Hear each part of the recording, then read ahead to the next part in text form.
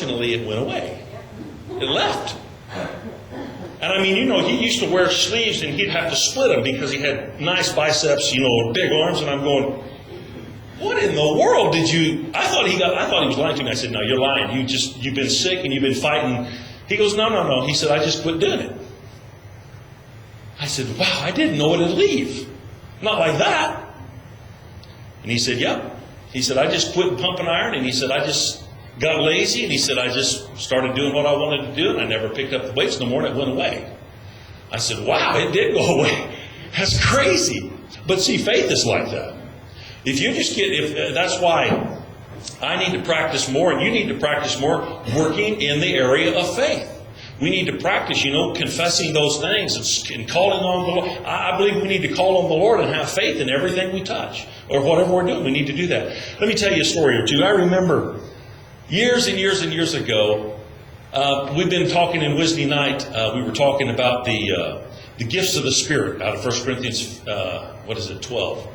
And we're discussing, the issues there, and it's always fun to get together and have a lot of people communicate, talk about it, whatnot. But I remember one time, and I've told this story before, but I'm going to put it on YouTube. That's why I'm going to tell it again.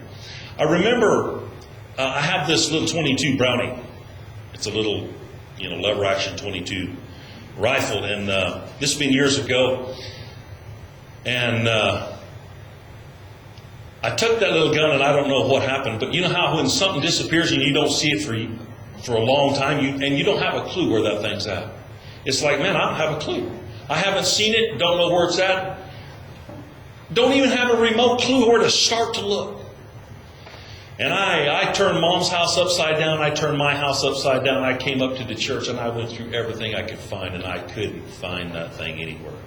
And I bought it back in probably about 77, 6, somewhere in there, and 75, I don't know, somewhere like that. And I just hate to lose things, and I didn't want to lose that. And I was still working up at Shipley in them years, and I had turned my house upside down. I'd looked everywhere. I couldn't find it. It was gone. As far as I was concerned, I had loaned it to somebody that kept it, or it was just gone. I didn't know where it went, And so I was running the loaders in those years up there at Shipley, just feeding the crusher back and forth. And I would always take a whole pile of cassettes, because I had me a cassette rigged in there where I could put my earphones in and listen to preachers. And I'd listen to these guys. Well, I was going along there, and I thought, you know what? I'm going to pray, and I'm going to ask the Lord to show me where my gun's at. And I thought, because, how many of you know He knows? It wasn't lost in His eyes. He knew right where it was at. I just didn't. And you know what? Whether I put it where it was at or whether somebody else did, I have no clue to this minute. I don't know. I'll never know probably until God tells me, and I'm not going to ask Him because I don't care. But I don't know who put it there. Probably I did, but because it was up high. When I finally found it, it was way up high, and it was where nobody could see it. And I remember I was driving. I remember the place. I was in the loader, and I had a load of rock, and I was heading for the crusher, and I was going up the hill. And I was just about to the top of the hill, and I was praying. And I said, Lord, you know right where that gun's at. Show me. And that fast, He showed me right where it was at. Have you ever had, what do they call it, like an open vision? It was like an open vision. I saw the thing, and I knew exactly what. And it wasn't like I had any doubts. It was like, I just absolutely knew it. Even though I had never seen it, you would have come and said, hey, it's not there. I would have said, you're lying. I know. It was that clear to me. It was that plain. It was that real, because I saw the gun laying there. Not only did I see it, I saw the dust that was on it. And the lint. I'm telling you, God, honest truth. This is the truth. And I thought, oh, man. And that was 9 o'clock in the morning. And I had to work. We always work 9 hours in them days, And I thought, goodness, I got to sit there, and I got to wait until probably 5 o'clock before I can finally go down and look. And so at noon, I hopped off that machine, and I run over there, and I told Whitey, I said, man, I got to make a phone call here. And he said, go ahead. So I went in there, and I called my mom, and I said, Mom, guess what? I don't know if I called Kelly first, or I don't remember. But I told Mom, guess what? She goes, what? And I said, I know where my gun's at. She goes, really? Where? And I said, I am not telling you. I said, I'm going to come, and I'm going to look for me. I'm going to go see if it's where I seen it. And I'm not going to just look. I'm going to get up high and look down on it because I've seen it exactly the way it's laying. How many of you know God's capable of this? This is insanity, but He's capable of simple little things just like this. And I said, okay. So finally, it came to be quitting time.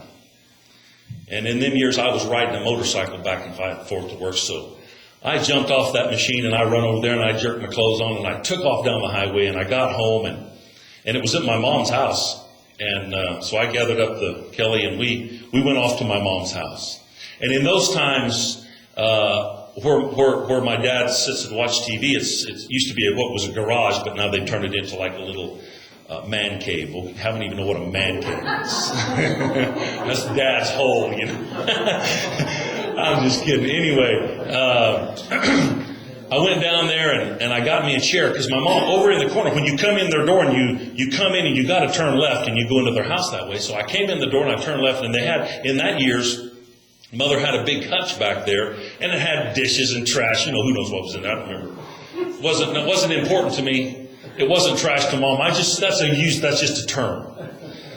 And I went in there and I got myself a chair because this thing was tall and it had a big old high crown on it. You know what I mean? It had a big old high crown going around it like that, where it was tall, but it was only so high, but it had this big old tall crown where you couldn't see in there. And I thought, okay, the Lord showed me it's right up there.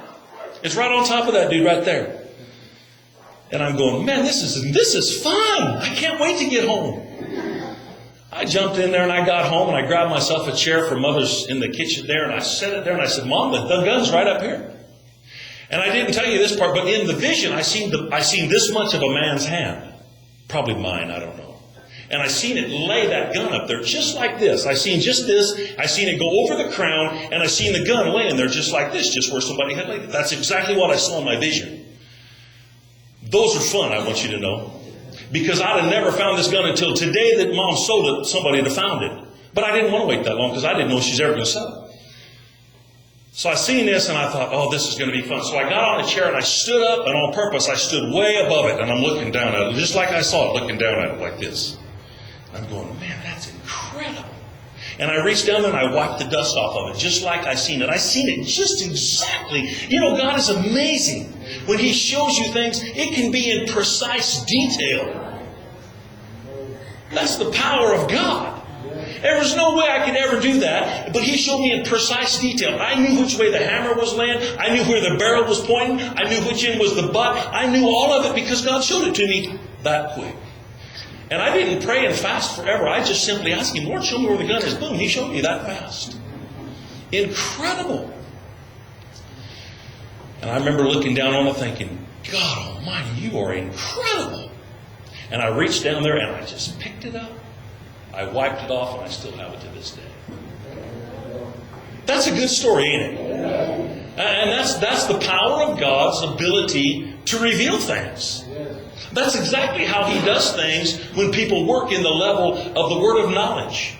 Or you know, I know a lot of people that when they function or they move or that they're moving in the gifts, God will give them little short visions and they'll be able to identify things precisely.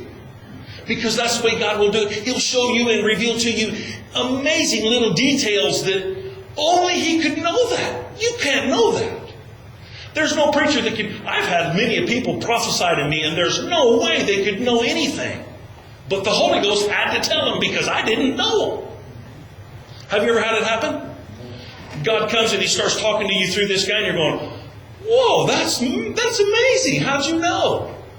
But you know, a lot of times prophecy is nothing more than just simply confirming something God's revealing to you or something you've been praying, diligently about. I remember when I was going to India, I told you this story, but I went to Peach Springs. I'd never heard of this guy in my life. I still don't know his name. What was his name? She don't remember either. He was from Phoenix, and I didn't know who he was. I don't remember. And we went up there, and Mother just called me and said, you want to go to church? And I said, yeah, I'll go. So I went up there, and he was up there doing his thing, and he was preaching, and I was sitting back there a ways, and Mike Mathias was right behind me, and he said, he stopped, and he looked at me, he goes, Larry, because I had went up and introduced myself to him just before service started. He said, Larry, the Lord revealed something to me. Come here. So I came down there and he says, I want you to know something. He said,